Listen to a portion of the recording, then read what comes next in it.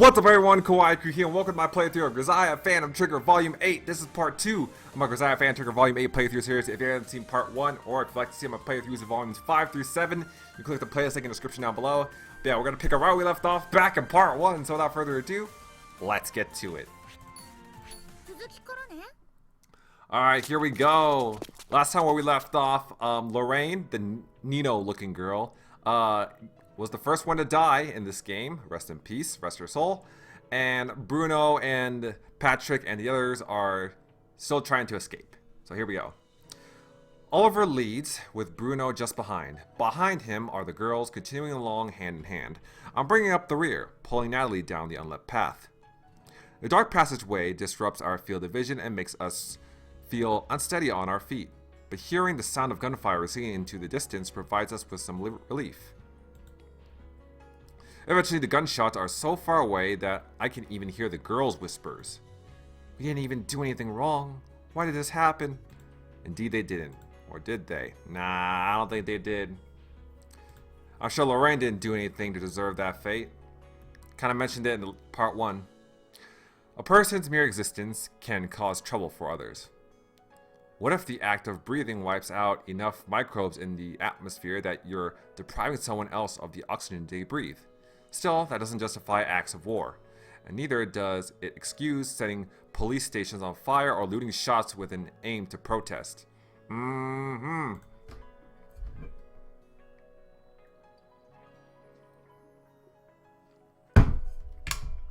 That's why if you're gonna protest, protest peacefully. Don't start riots, don't fucking set buildings on fire, especially when it comes to like family businesses, mom and pop shops and all that. Don't do that. Don't light cars on fire either. Those are other people's cars.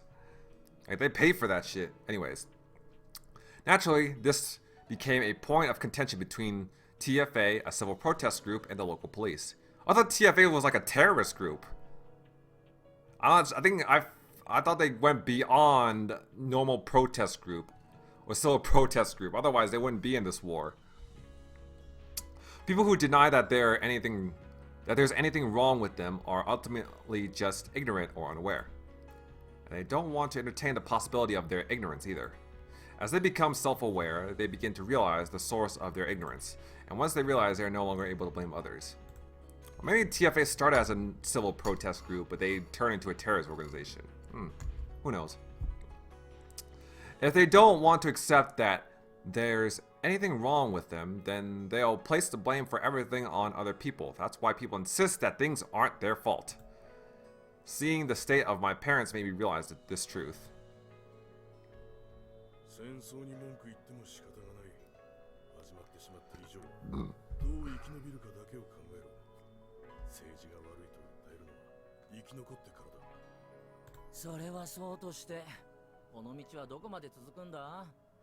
もう10分は歩き続けてる。出口はまだなのか。それなんだがな。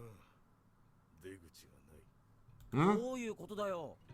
地図の通り進んでるんだろ。それに一本道だったぞ。迷うはずがない。地図が間違ってるのか。いや、地図は4日前に更新されたばかりだ。間違いはないはず。出口が消えた？そんなバカな話があるかよ。ところがあるんだ。そこの壁を見ろ。出口がコンクリートで塞がれてる。Uh-oh. ここの出口もダメだ。コンクリで塞がれてる。別の出口を探そう。なんでわざわざコンクリで？連中の常套手段さ。地下にこもった連中は出入り口を塞いで閉じ込めちまえば。Yeah, pretty much they don't want to give the enemy the advantage, I guess. 出口なんて他にいくらでもある。片っ端から出口を埋めて少なくなった出口で火炎放射器持って待ち構えてりゃ敵がヒーヒー言いながら顔を出すんだ。政府の連中にしてみりゃやりやすくなるんだろうさ。ひどいな。それじゃあ他の出口を見つけても敵が待ち構えてるんじゃ。それは心配ない。本拠は？本来ならこの道は去年完成しているはずだったんだが遅れている。そのせいで作業員しか知らない秘密の出口がある。そこを使えば山から出られるはずだ。確かか？俺は去年までその作業員だったんだ。信じろ。この先に敵も味方も知らない秘密の出口がある。こっちだ。だからそんな地図を持っていたのか。敵が攻めてきたから工事が遅れて、そのおかげで秘密の出口が使えるんだから、皮肉な話だよな。それは関係ない。工事が遅れた原因は電力不足だ。もともとこの要塞は電力が足りないんだ。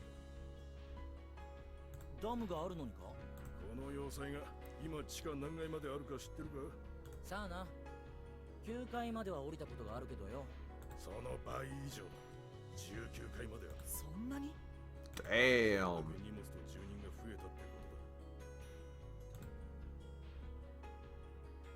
とだ。ましてやあの放射砲だ。リニアで移動するもんだからバカみたいに電気を食う。Yeah, they have their own Gustav cannon. 要塞の8割の電力を食っちまう。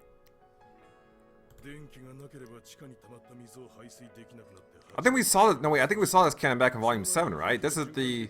Yeah, I'm pretty sure we saw this, but still, it's huge, and it does bear resemblance to the Gustav cannon.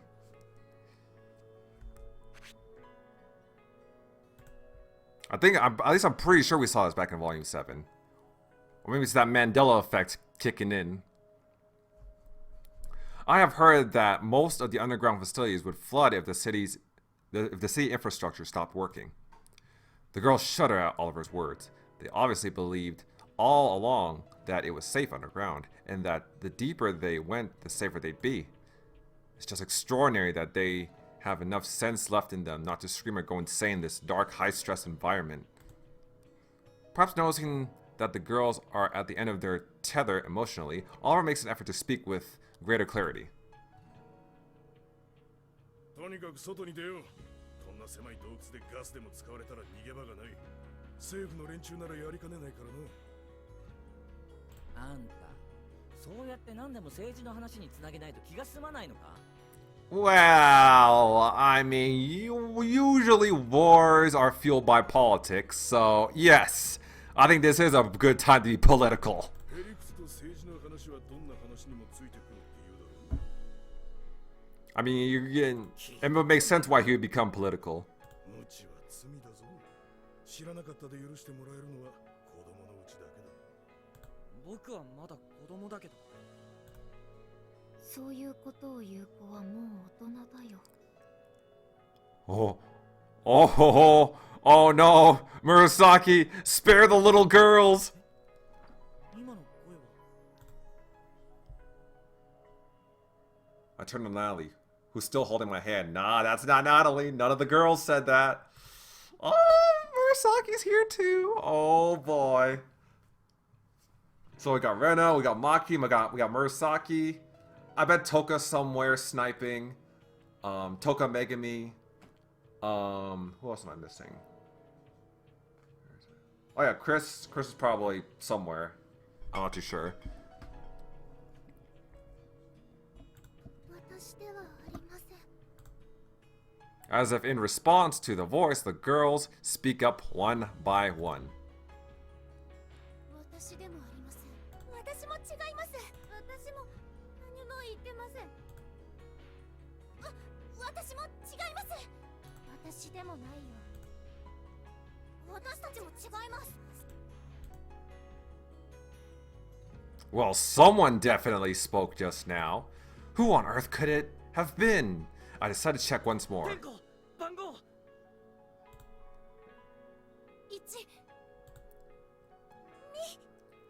I'm guessing now Murasaki's just still hanging in there, just entertaining the idea that they haven't noticed her yet.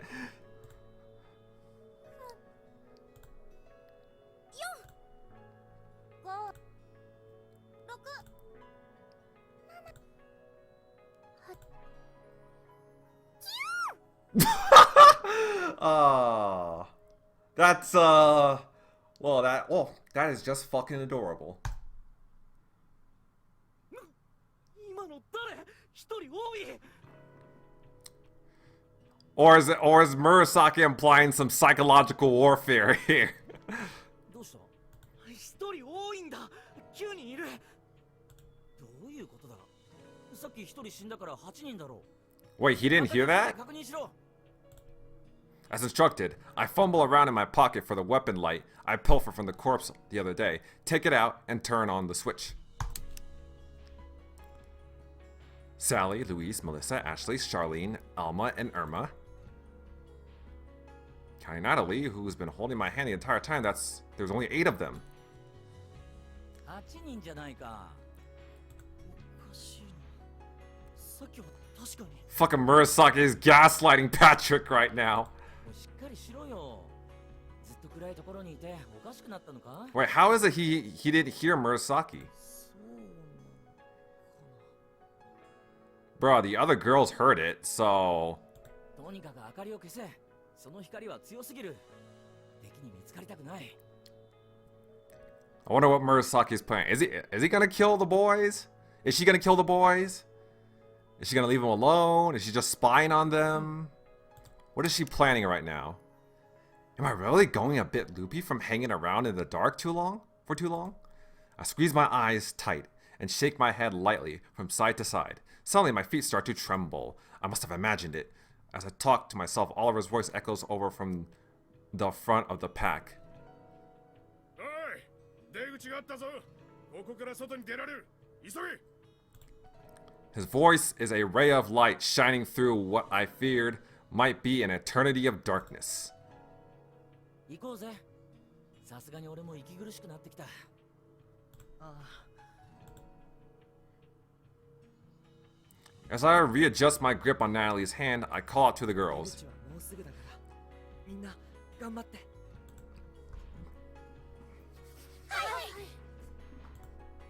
It's hard to discern each individual voice in the wave of responses, but I hear only 8 of them. That's right, there are only 8 girls. Or so you think! I keep telling myself that, and I pick up the pace just a little as I head towards the exit. やあね。あなた何やってるのよ。 Oh, Yuki's there too. 何？彼らの会話が少し面白かったからね。ちょっとしたいたずらだよ。 Only バレたらどうするつもりだったの？ Only when you're a top-notch assassin ninja like Murasaki can you get away with toying with the enemy like this. その時はその時さ。見られたからには一人のクラス皆殺しにするしかない。やろうと思えばあのままそれができた。でもそうしなかったのはなぜ？相手は女の子の集団だったし、武器も持っていなかった。 Mm-hmm. 戦闘の男2人は武器を持っていたわよ。対戦当時から使ってたようなボロボロのやつだったけどね。だからちょっとしたいたずらだよ。あそこで私たちに気づかなければそのまま見逃す。気がついたら皆殺し。 Well, even at that, 賭けに彼らは勝ったのさ。 well, even if that happens, it's nice to know that Murasaki plans on sparing the girls. ここを無事に通過できたとしても、出口はどうかとグミちゃんが見張ってるのか。のこのことあなた Ooh. Oh no. Yeah, I figured Toka and Gumi would be somewhere. Oh man. It looks like the so それでも暗い穴の中で死ぬよりはマシだろ。 they said they found the entrance too. Is this the end? Is this the end for the boys? 日の当たる場所で死ねばすぐに骨になるけど、暗い場所で死ぬとゆっくりと腐ってガスで膨らんで、醜い亡骸をいつまでも晒す羽目になる。あんまり想像したくないな。そんなこと。 Yeah, this volume goes into some pretty great detail when it comes to corpses for some reason. ダムの話？要はダムを破壊しちゃえば放射砲も撃てなくなるし、この量産が水没する。その話を聞けただけでも彼らを生かしておいてもいい。それぐらいいい話を聞けた。 That does sound like a pretty good piece of intel that you could utilize. あと数分の命でも。そう、それがたとえあと数分の命でもね。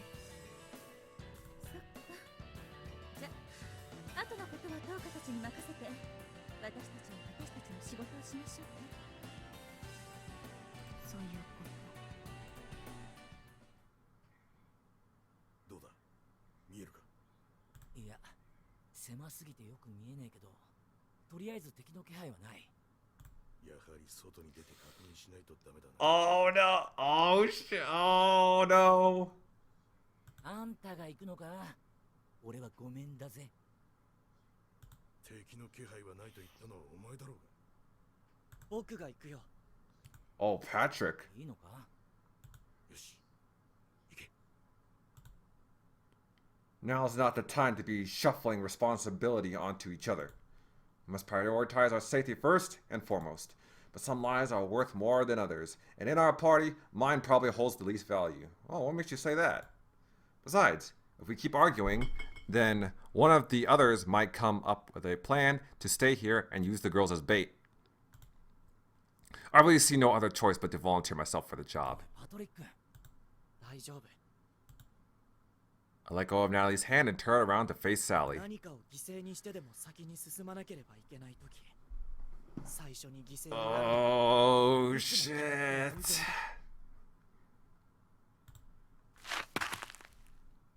With those words, intended more for myself than for anyone else, I throw caution to the wind and crawl out from the cave exit. Feet on the ground, I quietly rise up from my knees, brushing the mud and gravel off my clothes. I look up. Oh, it's been so long since I last saw the sky.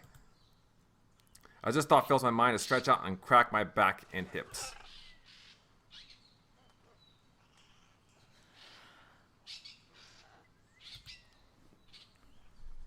I expel the blood-soaked, gunpowder-contaminated air that filled my lungs underground and replace it with as much of the grass-scented outdoor air as I can muster.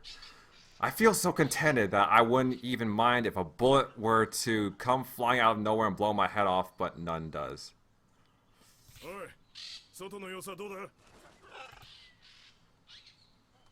There are no enemies, for now at least. I look around to check that nothing seems strange, and I realize that this is my first time here. I'm not even sure I know where I am. Nevertheless, I can tell right away that something is clearly out of the ordinary. Okay. Behind me lies the headquarters of the religious organization to which we belong, TFA, the mountain now blackened and stripped bare.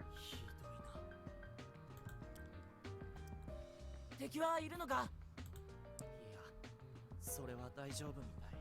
Oh, okay, so it looks like for now, Patrick is still alive?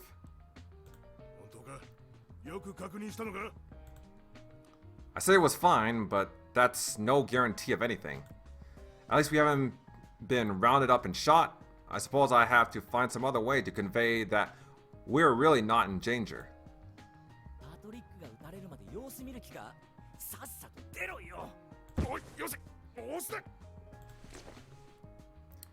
Perhaps concerned with his soldierly pride even now, Oliver swipes Bruno's hand from his back, straightens the cuffs of his uniform, and steps out of the cavern, leaning on his rifle stock for support.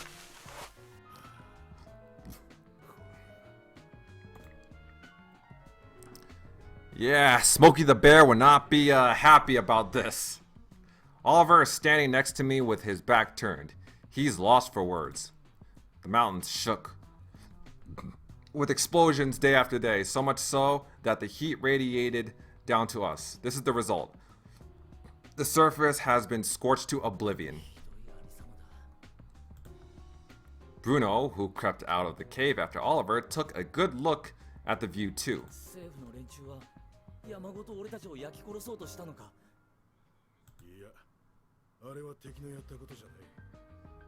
Oh. 自分たちの拠点を砲撃してどうする？虫歯が痛すぎて自分の顎をショットガンで撃ち抜くバカもいる。いよいよ頭がおかしくなってきてるってことか？もうダメかもな。As he mutters these words of defeat, Bruno extends a hand into the cavern and pulls each of the girls outside. One by one, they come out from youngest to oldest. Sally is the last. As she enters Oliver's peripheral vision, he produces the map from his duffel bag. この先を少し行けば多少は歩きやすい道に出るが少し遠回りになるし敵と遭遇しやすい北側の森を進もう Oliver points at where Oliver points at what's sometimes referred to as an old-growth forest, a stretch of woodland completely untouched by human hands. この人数だぞ It's clear that traveling as an entire group in the woods would draw people's attention. Bruno leans in close to the map in Oliver's hand and points to an alternate route. こっちの方がまだ開けてるし高度も上げられる Having Bruno pick at every little thing he says must be grating on Oliver's nerves, since he spits out his next word as if it's the very blood that's boiling in his veins. The direction in which Oliver juts his chin. The route that Bruno has pointed to on the map is so misted over that the forest is capped with white. 火事が起きたせいでガスが発生してるあそこは通れない窒息死するぞ When a forest fire has broken out, it doesn't take long for the lower wooded areas to fill with dense smoke and gas.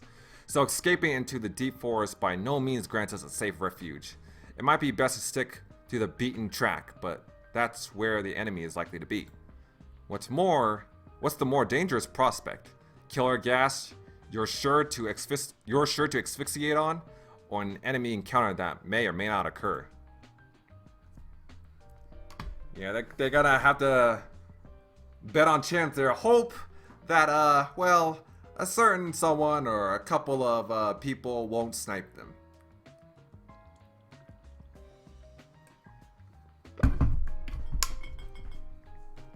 My thoughts drift as I watch the two of them bicker over the map. I happen to catch sight of the girls and realize that they've been staring at the sky the whole time. どうしたの Is an enemy plane flying overhead? No. If there was something like that up in the sky, our anti-aircraft missiles would intercept it before it ever entered our field of vision. They probably just mesmerized by the blue sky. They probably never even seen the sky in their whole lives. Poor girls. Or at least for a very long time.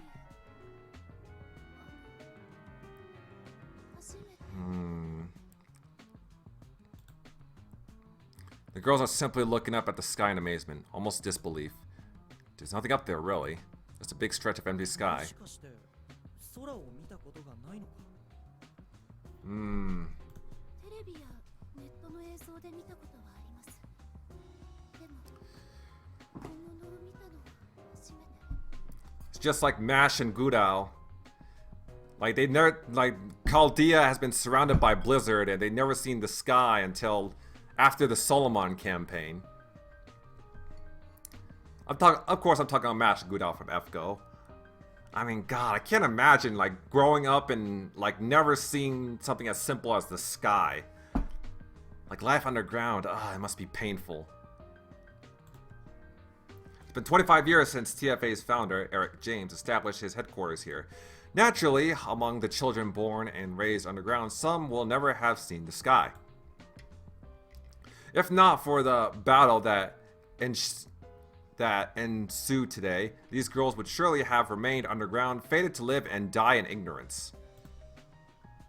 決まったぞとにかく森を進むしかなさそうだ I guess that's one blessing that this war gave them.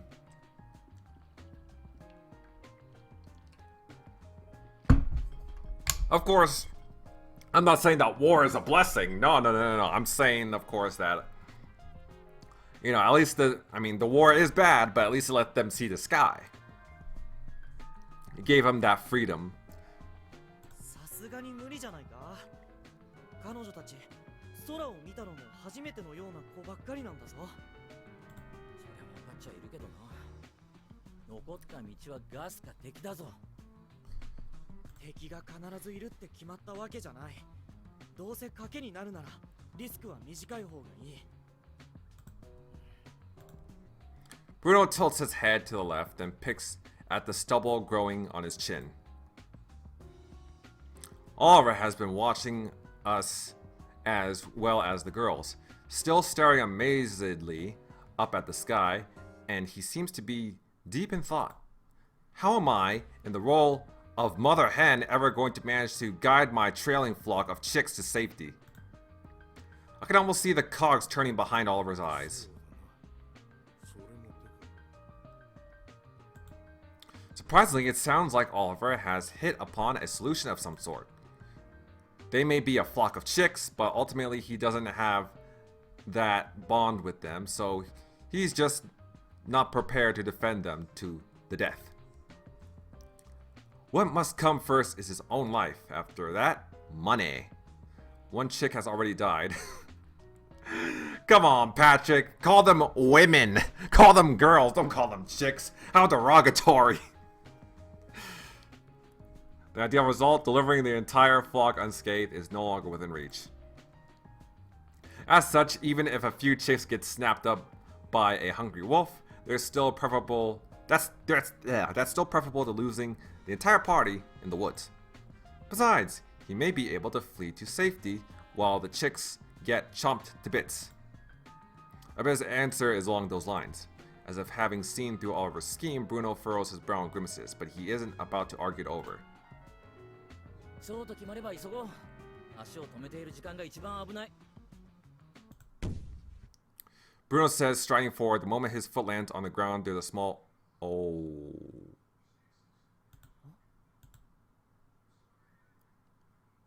A hole opens up from a crack in the ground and exudes a wisp. Oh, shit. Oh, shit.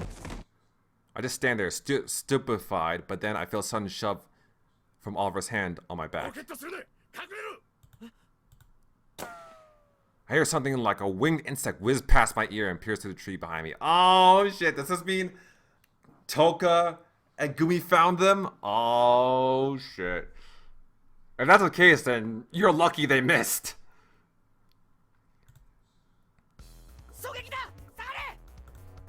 Just as Bruno turns to shout, it all becomes clear to me. What just went zooming past my head was a large caliber round from a silenced rifle, at a far enough distance from the shot for the shot to be inaudible. The two strikes me like a bolt of lightning. It sparks Bruno into action.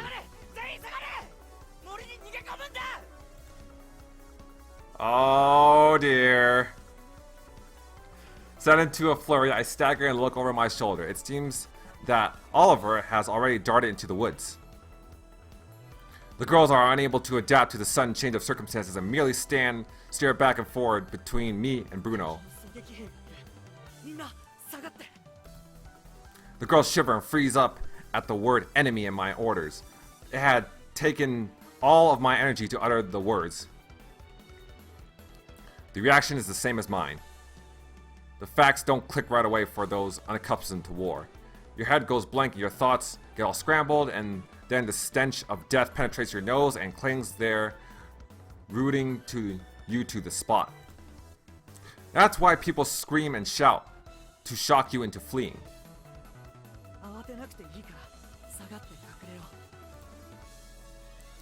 You're awfully calm for someone who's, well, almost got shot. As I struggle to calm my voice, I scan the area for the smallest of the group, Natalie. Well, again, I guess it doesn't help to panic in this situation. Finding her clinging motionless to Sally's skirt, I throw Sally a small nod, which she comprehends and returns a moment later. The gravity of the situation not having sunk in yet for the two of them, they retreat into the distance, and the other girls follow suit. Meanwhile, Bruno and I drive them like sheepdogs.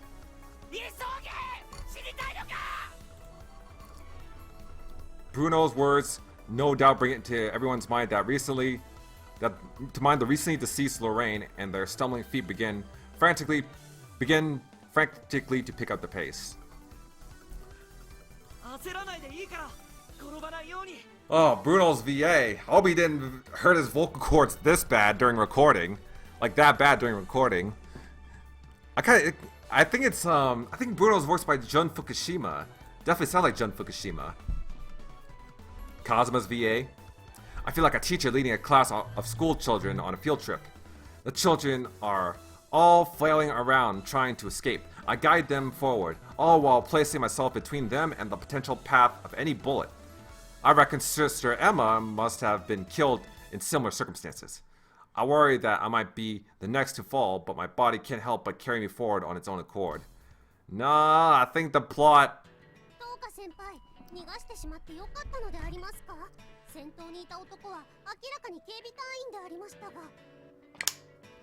I think the plot still needs you, Patrick. その後ろにいたのはどう見ても民間人でしょ。私嫌よ。これ以上民間人をゴシゴシ Yes, please do not shoot the girls. 彼らの進路を妨害せずに、あのまままっすぐ進ませればサーフの中隊と鉢合わせしたであります。我々が撃たずとも勝利できたのでは？ Uh-oh. なぜわざわざ無駄弾を打ち込んで警告をしてまで進路を変えさせたのでありますか？何？そんなに殺したかったの？そういうわけではないのですが。Making me feeling bloodthirsty today. あなた、釣りはしたことある？釣りでありますか？山でじいさまと暮らしていた時に少しだけ。釣りなんてのはね、自分が食べる分だけを釣ればいいの。そこに魚がいるのが分かっていても、全てを釣る必要はないわ。スポーツではないのだから、無駄なスコアを稼ぐ必要はないということでありましょうか。Yeah, I don't think anybody should be treating war as a sport. そんなものよ。狙撃兵に派手なスコアなんていらない。目立とうだなんて思っちゃダメ。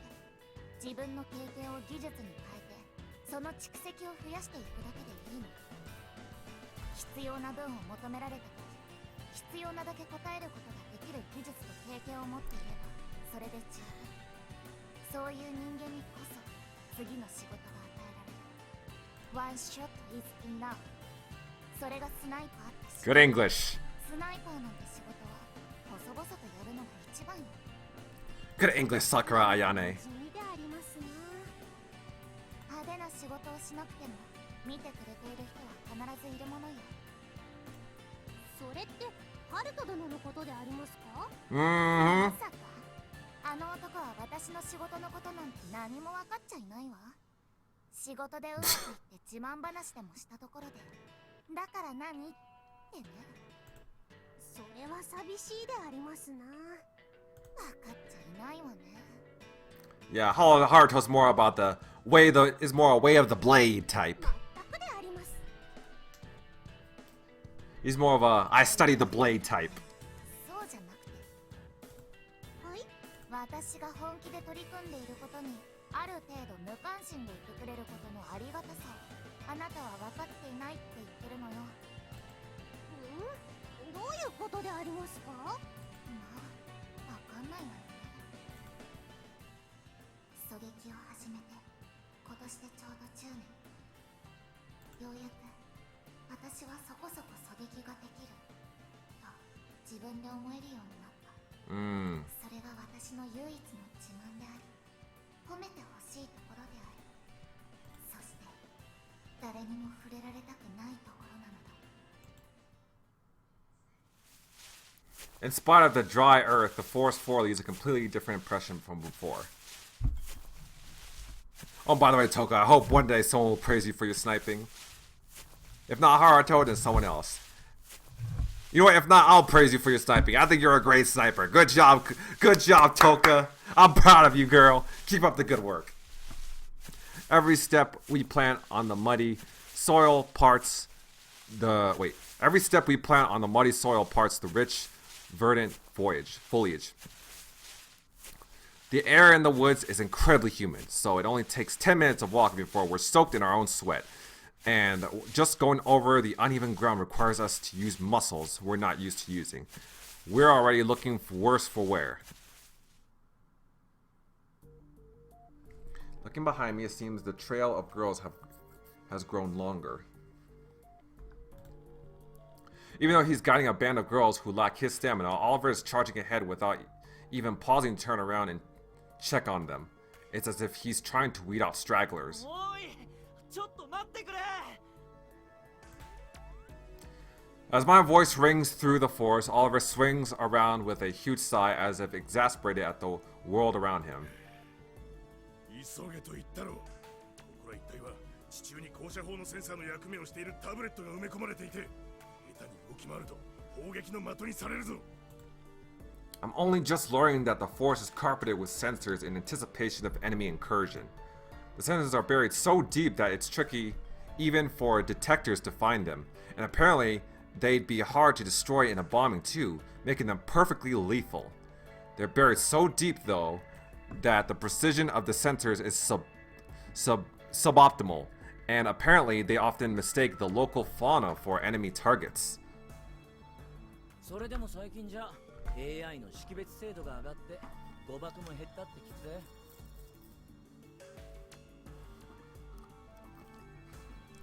そりゃ一発撃つたびに9000ドルがすっ飛んでくってなりゃ、誤爆のたびに財布が悲鳴を上げる。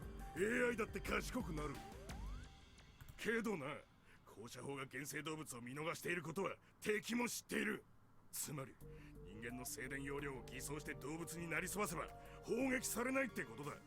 そうなりゃ AI は行動パターンの解析で人か動物かを判断する。下手に動き回るなってのはそういう意味だ。ましてや俺たちは偽装もしてない。人間丸出しなんだ。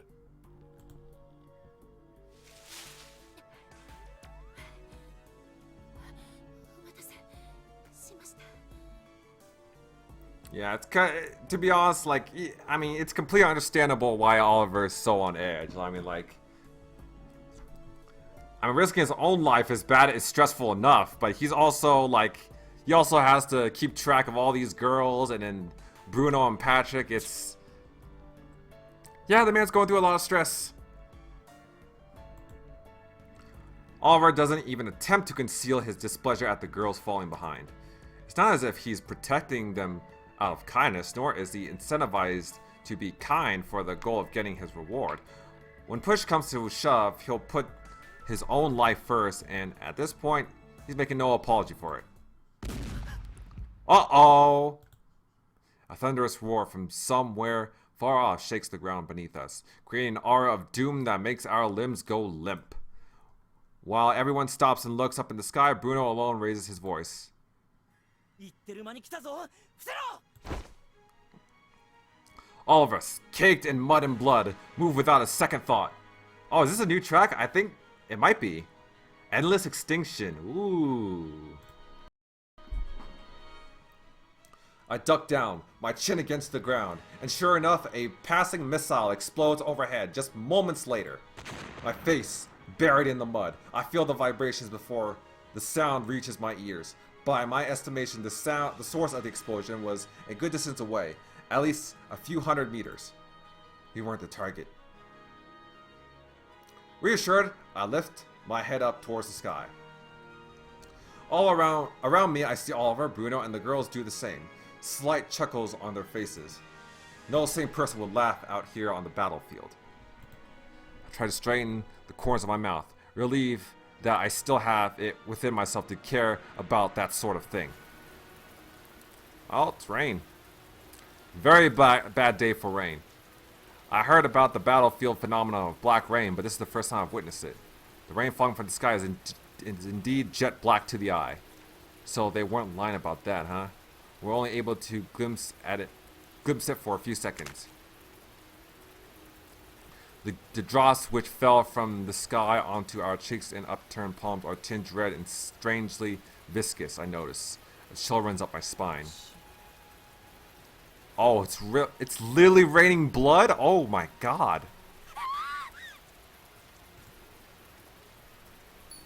The others scream, having noticed the same thing I did. The disgust of being soaked head to toe in some random stranger's blood sinks in, and we stand up, desperate to get out of this place. Damn. They got out of the cave, soaked in blood, only to be soaked in blood again while they're outside the cave. Poor guys. Oliver's busy shooting annoyed looks at the distressed girls, and as I'm about to hush them, I see it. Oh man, raining blood. How metal. A torrent of blood raining down upon us. Alongside the rain, which steals our attention, an incredible object falls from the sky. A corpse. Its limbs are shredded to pieces. The torso alone plummets to meet one of the young girls that stood petrified by the blood rain. Oh, poor girls there. Yeah, those poor girls are officially traumatized. She takes the full brunt of the corpse and is crushed with... Oh. Her eyes remain uncannily half open. Her mouth, too, hangs half open, unmoving. The girl lies limp and still. Her body is contorted into an unnatural and clearly excruciating position. Her face seems familiar, and I even remember her voice. For her name eludes me. Oh. No! Why did the girls have to die first? Oh man, is this really the theme? All the girls are gonna die first, and then maybe the guys? God damn it. This sucks. This absolutely sucks. Memories of the girl I met only recently race through my mind as I recall the name yelled by Sally. Her striking features made her seem one of the liveliest of the girls. Yeah, that's what I noticed too. Oh man, look at that smile. God damn it. This is Her striking features made her seem one of the liveliest of the girls. Flawless, fair skin, pale like that of so many of our underground community. Hazel eyes, a cheeky smile, and a degree of poise in how she held herself. That delicate girl's neck is now bent horribly unnaturally in a way that nothing will fix.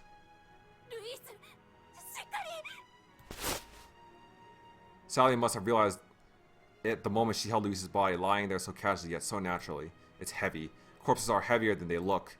How can a human being continue to weigh so much when their consciousness has left them, when every process in their body has stopped functioning? Well, buddy, there's a little something called mass, and yes, humans do usually weigh a lot. And little girls are not that strong. I always found this puzzling when I rummaged through bodies on the battlefield. Sally, who seems to understand what that heaviness means, just sniffles as she sweeps Louise's disheveled hair and fixes her twisted expression, seemingly ruining her powerlessness and despair of the situation. Sally continues to wipe Louise's sullied face with a clean handkerchief. She bites hard on her bottom lip, great tears welling in her eyes. Well, I mean, well, at least they didn't show all these graphic details. I mean, as dark as the Grisaia series is, I'm glad they're not showing this. She must send Louise off with dignity, after all. Like I said, oh my god, these girls really didn't do anything to deserve this.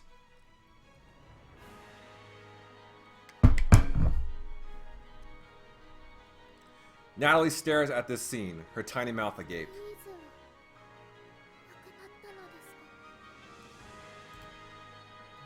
No, she's just sleeping, you know, she's just, you know, it's this trendy new sleeping position that'll make you fall asleep extra fast. You should try it. It took all I had to muster that answer, which I delivered with a small nod. I couldn't even prepare a clever response. What on earth did Louise do to deserve this? Is this a way for anyone to die? No matter what sins they've committed? It's just too terrible to bear.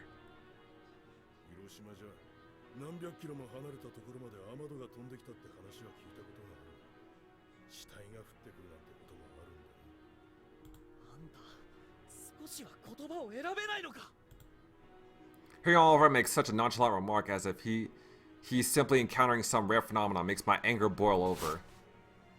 I suddenly get up with my fists clenched and an anguished look trained at Oliver. Bruno restrains me. My shoe slips off as he steps on the heel of my front foot. I crouch forward, Bruno's hand steadying my shoulder. He shouts out loud enough for everyone to hear.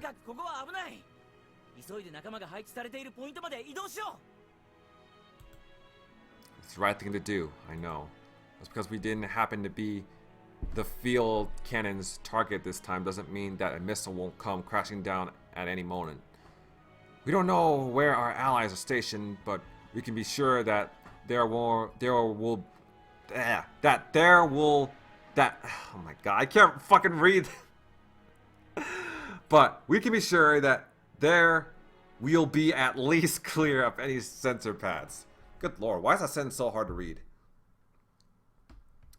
Hearing Bruno's words, the girls look at each other and crowd around the lifeless Louise. Lying there silently on the ground, beginning with Sally, they each give a short word of thanks instead of offering condolences. This is war. The battlefield is no place for bereavement, for respectful burial. We have to leave any questions of how or why this could have happened here and move on, or else the next death may very well be our own. Even so, this is a heart-wrenching sight to behold. Ooh, heart-wrenching indeed. How much time has elapsed since we suffered the secondary effects of that missile blast? I have no idea, since I'm not in the habit of wearing a watch. With the scenery repeating itself, it feels like we're going around in circles, but Oliver, leading the way, appears unaffected by this disorienting sensation. I'm not necessarily questioning Oliver's leadership, and in any case, I wouldn't have the confidence to lead the group if it were asked of me, so I don't have any choice but to follow. With great endurance and not a single complaint, the girls do their best to keep up. Each one of them is carrying a messenger bag, which they must have been carrying since they were evacuated from the church. Supposedly, the bag is needed for their school commute. It's the only important item they're permitted to take with them during an evacuation, which is why the contents vary from person to person. The ear of a stuffed bunny toy is poking from a zip pocket on Natalie's bag.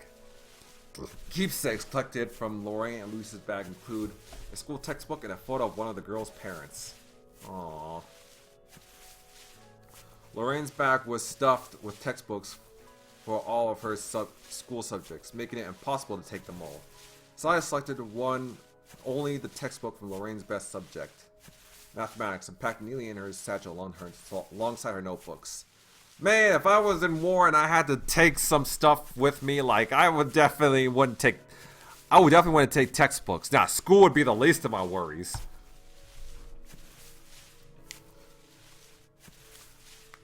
Like, why in the hell would y'all be even bother carrying textbooks through this kind of situation?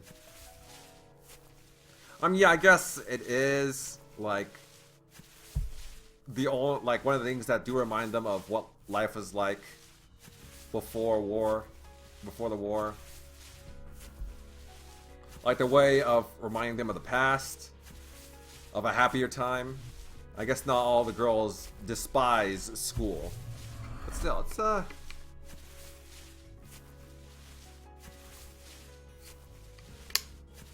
I just feel like you can use that satchel bag to carry something else besides books. So I placed a photo of Louise's parents on Louise's chest at first thinking it belonged with her, but then decided to keep it as a memento after all, placing it in the bag. With all that extra baggage, Sally's bulging satchel must weigh a ton. I find myself offering to carry it for her, but she simply mutters her thanks and nods, adding that it is her burden to bear, and so I end up retracting my offer. The weight of all we must bear cannot be entrusted to others. That's what she meant by it. There hasn't been a single explosion since that incident. So apparently the enemy isn't nearby, and we might well have made it outside the missile's sensor range. That's no reason to let our guard down, though. We have to find an entrance leading back underground into the fort as soon as we possibly can. We rush on with that one thought in mind. The scenery remains unchanged no matter how far we walk. It's as if we'd been flung into the depths of the sea at night. We have no indication of when we'll arrive, nor are we sure we're going in the right direction. Oliver insists that we are, although his character is questionable in our eyes. A situation feels even more like the endless maze of Bruno's comparison. Everything makes me increasingly agitated. My feet are dragged down by my low spirits. The stiff mud is enough to weigh us down, but the slightest incline instantly compounds the effect. My mud and blood-soaked clothes are heavy, and the more they absorb the sweat pouring off me, the heavier they become. I loathe it so much I want to strip myself bare. Don't think, just keep moving. I march on and on. When I lift my head while wiping my brow, a threatening metallic clank reaches my ears. Uh-oh. Upon hearing an angry-sounding voice bark at us, I draw to a sudden standstill. Deep in the woods beneath the wild tangle of trees stands a man with a rifle in his hands. Piercing, heavily lidded eyes shine from the man's face, which is as dark as the clothes on his back. They shine through the dim forest. When he opens his mouth, I see his yellow teeth and flashes of red within.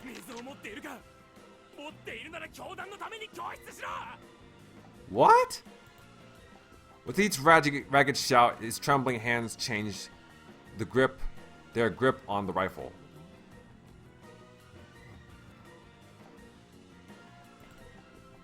Being a soldier means having the ability to accept the reality placed before you. Even if you're unable to process it, then Bruno would certainly seem well suited to the profession. In my case, I only succeeded in shielding the frightened girls. I'm still stuck on the question of the man's identity. Out of the corner of my eye, Oliver is poised with his own automatic rifle, ready to return fire.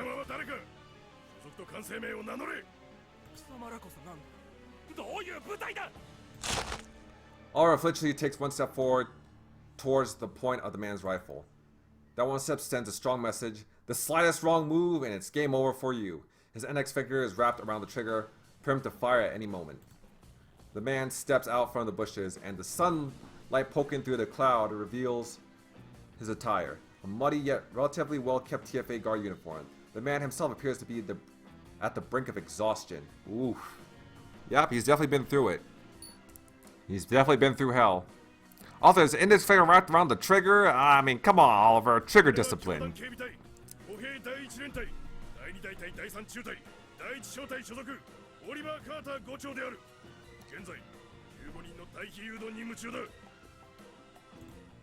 Oliver delivers his lines rigidly and forcefully, his gaze fixed upon the man's epaulets. Even to my untrained eye and with such scant knowledge of military rank, it's clear that the man has fewer stars on his shoulders.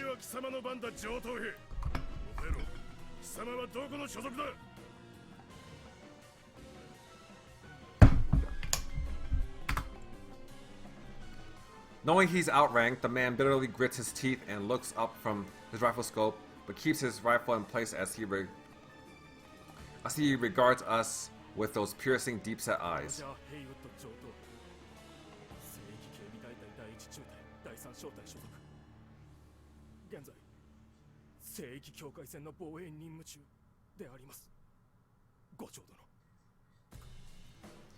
It goes without saying, of course, but knowing that this man is able to be reasoned with gives me relief.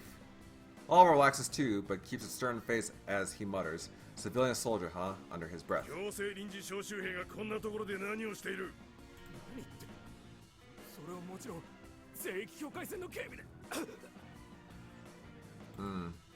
His voice expanded from the response. The man gives a pained cough, then lowers his rifle and puts on the safety catch. Poor guy. Hearing that word, everyone turns their gaze to Oliver's hip flask. Perhaps in reaction, Oliver reaches down, undoes the pouch, and takes out the flask for him to see. A light shake raises a slight splishing sound from the flask, judging by which only a few drops remain.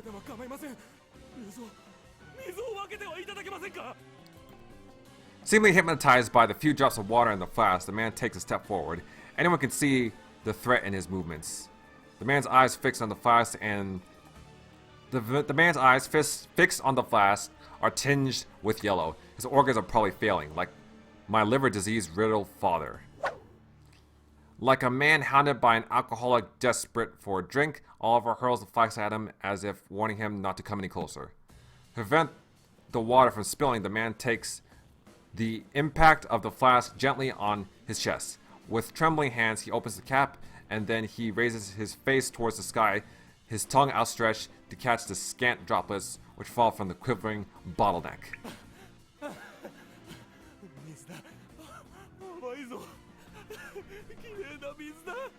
Jeez, poor guy. How long has he been without water? Or any type of hydration? The sight of him obsessively lapping at every drop as if it were nectar is peculiar enough, but the way he sticks his tongue in the neck of the flask to seek every last droplet makes him seem a man possessed. I find myself averting my eyes, able to tolerate the hideous spectacle. My gaze falls upon the girls, who have also turned away from this shameful sight. A small among them, the only one who is still staring. She lowers her statue and notices it. Girl, I'm pretty sure this man would take any kind of water. Even toilet water. Even like dirty lake water. Sally's voice is whispery. In her hands is a 34-ounce PET bottle. Sparkling water is a luxury item restricted to first-class members of TFA. We third-class members used to call it the Toff's Tipple, since it was so out of reach for us. What's a Toff and what's a Tipple? Having caught sight of Sally's offering, the man's eyes literally light up and fixate on that instead. The man almost snatches the bottle from Sally, and then with trembling hands he hastily wrests open the cap with all his might. With a high-pitched fizz of pressured gas, the carbonated water overflows from the manhandled bottle, and the man frantically inhales its contents. Oliver tuts at the sight of this wretched man, then glares at Sally, who is on the ground and reeling from shock. Discuss important matters with me before you act. It was implicit, but Oliver's irritation is etched on his face. Paying no heed to Oliver's displeasure, the man moans as he sucks on the PET bottle, coughing every now and then as he glugs down the water. Then, another unfamiliar voice reaches my ears. Oh, another dehydrated soldier? Everyone bolts upright at the sudden angry yell. Behind us, where the shout came from, we find what we expect to see: a man with his rifle up, wearing the same uniform as the one quenching his thirst. The muzzle is only pointed at us for a second before our ambusher catches sight of the PET bottle. He throws his rifle from his shoulder to the ground, then flies at the man gulping down the water.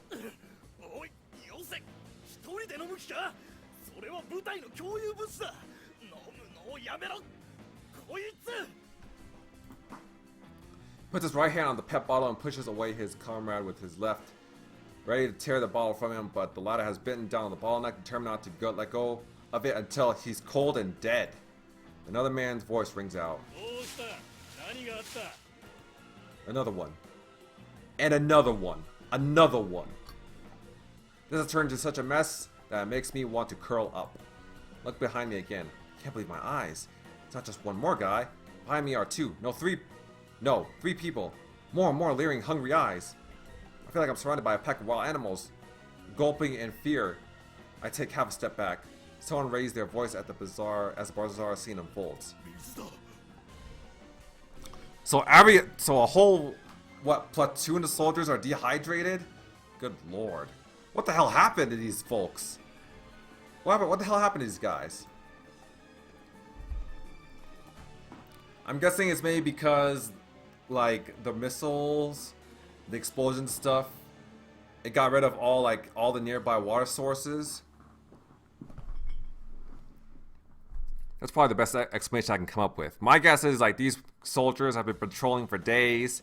They've exasperated all their water supplies, and they couldn't find any water for miles because all the water sources, lakes, rivers, ponds have been dried up. That's most likely the situation we're dealing with here. He has a tone of a soldier who's just uncovered an enemy combatant. Simply sit still.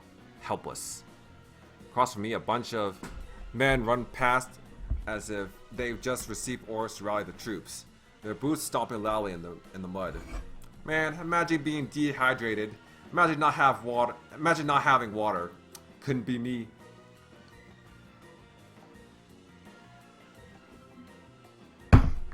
I'm sorry, that was me.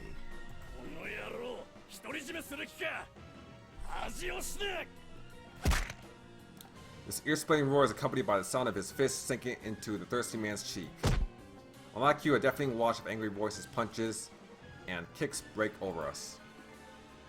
The thirsty man lies in the mud to brace against the attacks, his lips still wrapped around the bottleneck as he protects his cargo. Kicked in the stomach with great force, the thirsty man emits the sound a squashed toad might make and coughs up some of the carbonated water he's gulped down.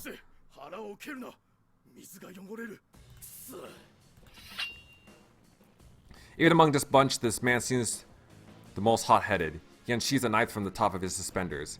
He probably intends to cut the thirsty man's lips or face to steal away the bottle. Stop!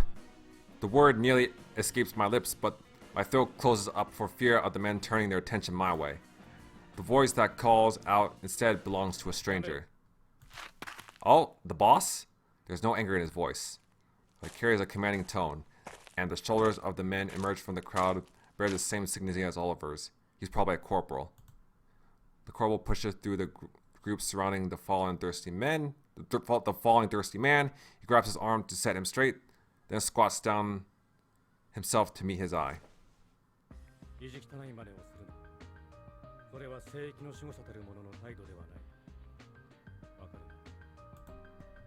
He sounds like a father reprimanding his child, calm but firm enough to make sure you do as you're told. Sure enough, that one message releases the thirsty man's mouth from the pep bottle, though he was clinging to it so stubbornly only moments before. As the corporal takes the preferred pep bottle, he grabs the thirsty man's arm once more and lifts him up to his feet. The brawling soldiers frantically arrange themselves in a line, as if mirroring the corporal's movements, but they don't seem like well-trained troops so much as puppets serving some greater force.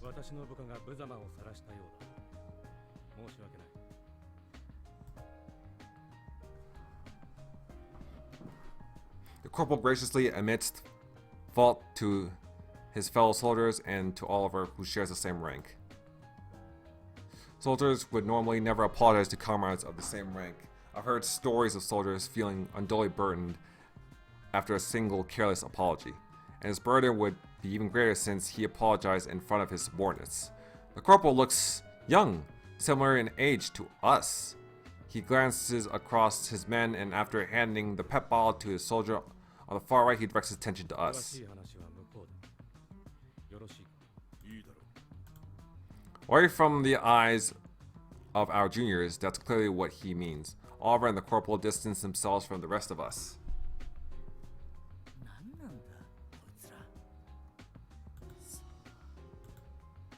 Bruno whispers out of earshot of the soldiers so that he doesn't disturb their formation.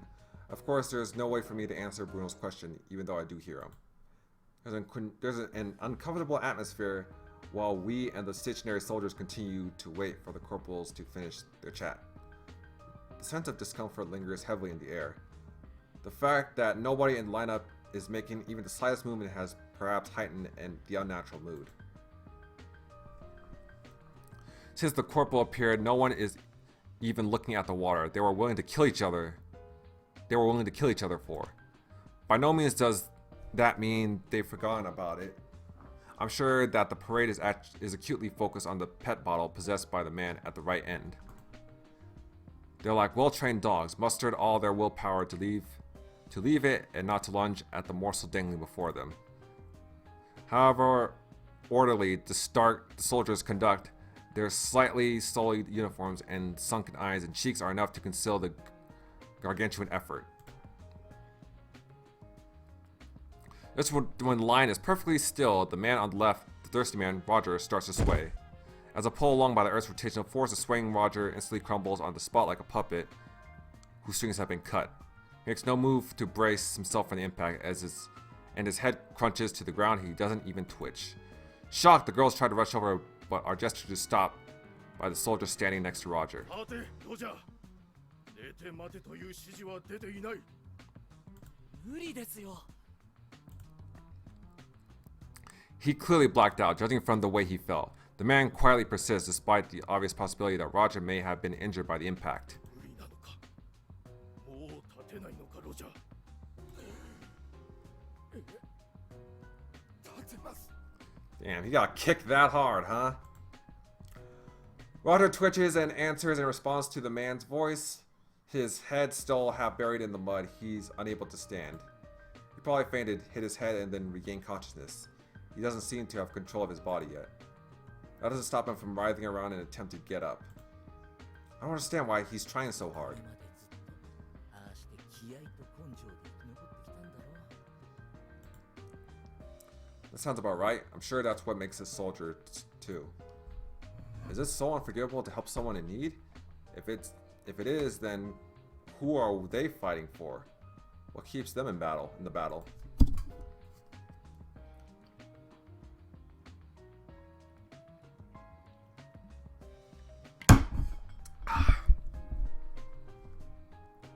Just as Roger is finally able to pull himself up, his body shaking all over, the colonels arrive.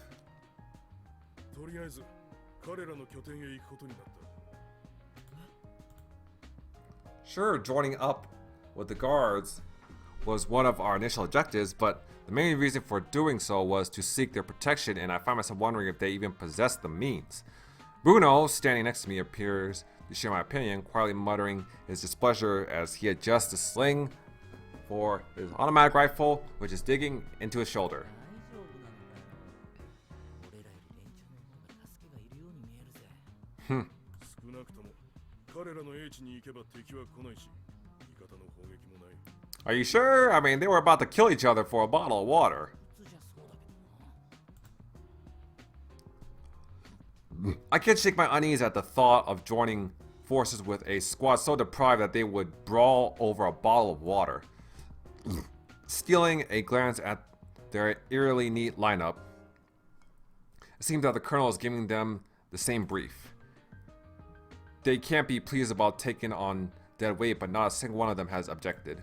The corporal's decision is final, and no one can disobey them. That must be how they've survived this long. Is that what it means to be a trained soldier?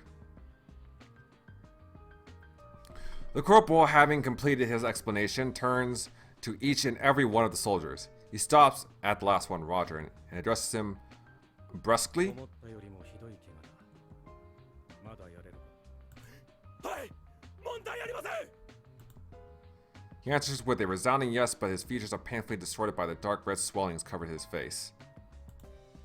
Noticing that the girls are watching in discomfort, Oliver turns to Sally and mutters, お前が勝手に取った行動の結果があれだ。よく見て覚えておけ。 oof.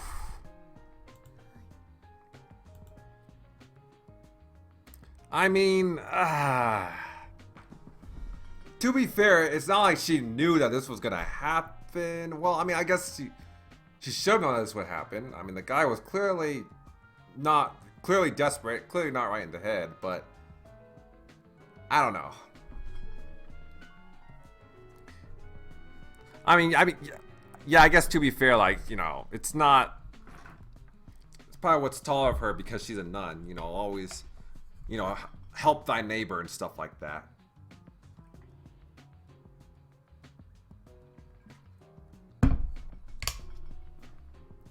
Now you understand. Listen to what I say. Always wait for orders first. Don't act on your own. His lecture over. Oliver walks on ahead of us, falling behind the soldiers in front. Oliver picks up the pace to keep up with the other corporal who is at the rear of his unit. His next question matches the corporal's brusque tone. 何人いるんだ。 It's not clear how the other man has received the question, as he's still facing his troops when he 最 answers. 初は92 We were 92. 1回目の戦闘を終えて41人2回目の戦闘を終えて33人 Ooh.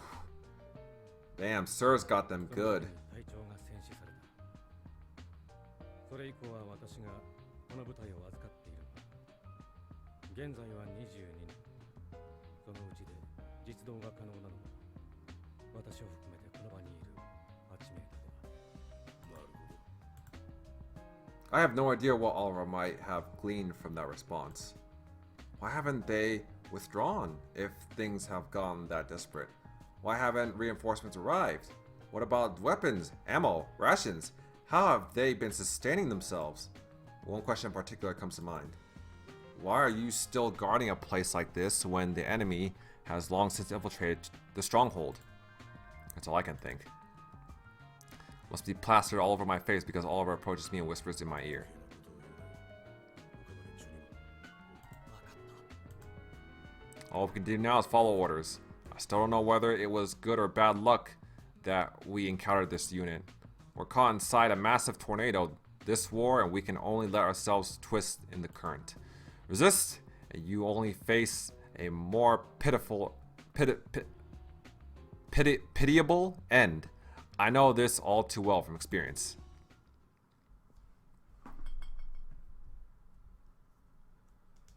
Alright, and we're back in SIRS now. We're back with the main group, and this is a good place to stop. But yeah, overall, this has been a pretty interesting turn of events, a pretty crazy turn of events. First of all, we got to see Murasaki, Yuki, Toka, and Gumi. They have now encountered the main group. However, they decide to spare them, at least for now. And we also see that another one of the girls has died, Louise. I really hope that no more of them die, but I feel like I kind of feel like this is the way we're going. Like, they're all just gonna die one by one. So, I mean, I really hope I've been proven wrong because, like I said, really didn't, like I said many times before, they didn't really do anything to deserve this, but we're just gonna have to wait and see. Also, we saw that scene with the soldiers where they're all like incredibly dehydrated and they're all basically fighting for this bottle of water, which is definitely, interesting to see, to say the least. I'm just definitely wondering how exactly they got to that state, but that might be explained further down in the story. And now we are back in SIRS, and we got Yamamoto. So yeah, let's see what Yamamoto's up to in part 3. But yeah, other than that, thank you guys for watching. Have a great day. Subscribe to my channel, follow me on Twitter, support me on Patreon. Links in the description down below, and I'll see you guys next time.